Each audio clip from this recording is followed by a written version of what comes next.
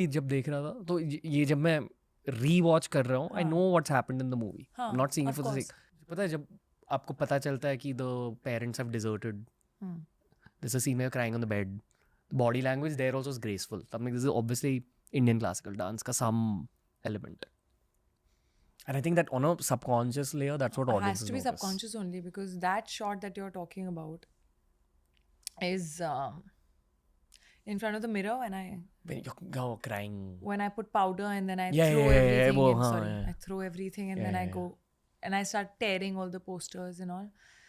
That is one of my most favorite shots of that film, which, like, as an actor also, which I was always like, यार ये scene क्यों नहीं था? You know, होता है ना कि वो छोटा सा ही है, but उसके लिए बहुत चाहिए होता है अंदर से.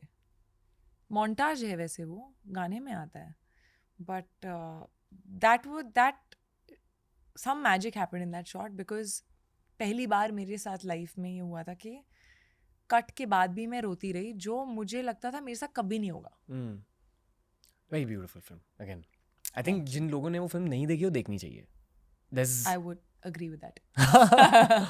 there's a lot of emotions in that film. This is the second compliment of the day.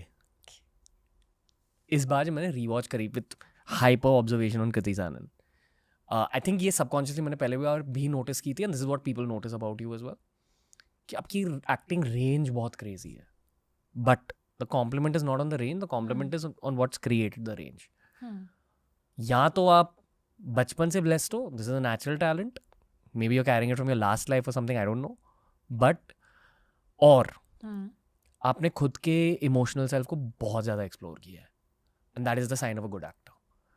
Pankaj sir से जब मैंने इसी के बारे में पूछा था, उन्होंने कहा था कि उन्होंने खुद के इमोशनल साइड को ट्रैवल की वजह से एक्सप्लोर किया, and I think mostly boys इसके ऑपोजिट की वजह से सफ़र करते हैं, because we don't explore emotional sides. Interesting. I don't know. आपने खुद को बहुत गहराई से जाना है. How? I think the fact that I really get into the detail of everything, I feel like somewhere being curious, being asking questions, all of that is my nature. So मैं हर चीज़ की like बाल की खाल निकालती हूँ usually. So I feel even with emotions, like what is the character going through at that point? Layering it, yeah. It can't just be one thing. What else, you know? So trying to make it better and trying to find the what else.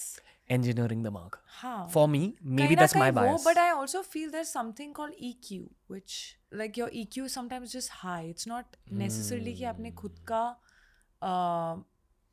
I can sort of think from, so even in a scenario with you, like, why do I see good in people, or I give people the benefit of doubt? Because I try and also think from their perspective. Empathy. And also, नहीं यार, हो सकता है उसको ये लगा हो सकता है उसने ये सोच लिया हो सकता है उसका मतलब ये नहीं था, तो वो I am trying to also try and understand your perspective. इसी को अच्छाई भी कहते हैं. हाँ, बट ये एक्टिंग में बहुत काम आती है, क्योंकि आप एक कैरेक्टर का पर्सपेक्टिव ही जान रहे हो ना, क्या कर रहे हो आप. अच्छी एक्टिंग करने के लिए अच्छा इंसान बनना ज़रूरी है. I don't think it's necessary. There are many actors who may not be the best people, but I don't think that's necessary. But it is good if you are. It'll help you somewhere. Because I feel that you have to look at emotions, human beings, you know, differently. You have to understand the other person's perspective also, and not be just me. Correct me if I'm wrong. कि थोड़ा एक binary angle है acting को लेकर. बोलो. अच्छी acting करने के लिए या तो आपका दिल साफ होना चाहिए, या आपके दिमाग को बहुत टप होना ज़रूरी है. Like, या तो आप पूरी तरह से संकी हो, that's why your crazy makes you a good actor, or your empathy and goodness makes you a good actor. Could be true. Is there a third or some space in या फिर between? आपको झूठ बोलना आना चाहिए. Because at the end of it आप झूठ ही बोल रहे हो ना. Illusion. But वो झूठ में भी you're being true to the character. So it's yeah. I mean, I don't think I can lie very well in life. I don't think I'm a good liar in life. But I think for me it's more empathy. Hmm. Empathy has helped me, I feel, to understand other people's perspective. क्योंकि क्या है, आप अपने character को कभी जज नहीं कर सकते हो. जो भी आप कैरेक्टर प्ले कर रहे हो, वो अच्छा कर रहा है, बुरा कर रहा है, जो भी कर रहा है, उसका कुछ रीजन होगा. ये जो साइकोटिक थियरी है मेरी, हाँ. I am sure you are talking about the same people जो कह रहे थे कि it's not necessary to be just a There are good person. yeah, there must be so many actors who are not the best people. तो दोस्तों ये था आज का एपिसोड. बताइए, फीडबैक दीजिए. मुझे ऐसे वाइबी, गहरे, इजी गोइंग, मेमोरेबल कॉन्वर्सेशंस करना बहुत अच्छा लगता है. On days like this, I don't feel like my work is my work. I just feel like it's a blessing. Love having deep conversations with self-made people. बहुत मजा आएगा कृति सैनन के साथ. I welcome her back to TRS. और इनसे बात करने के बाद मुझे ये समझा है कि इन्हें इतनी ज़्यादा सफलता क्यों मिली है. क्योंकि सफलता के पीछे जो माइंडसेट रहता है ना, जो दिल रहता है, उस माइंडसेट को, उस दिल को जाना आज के कॉन्वर्सेशन के थ्रू.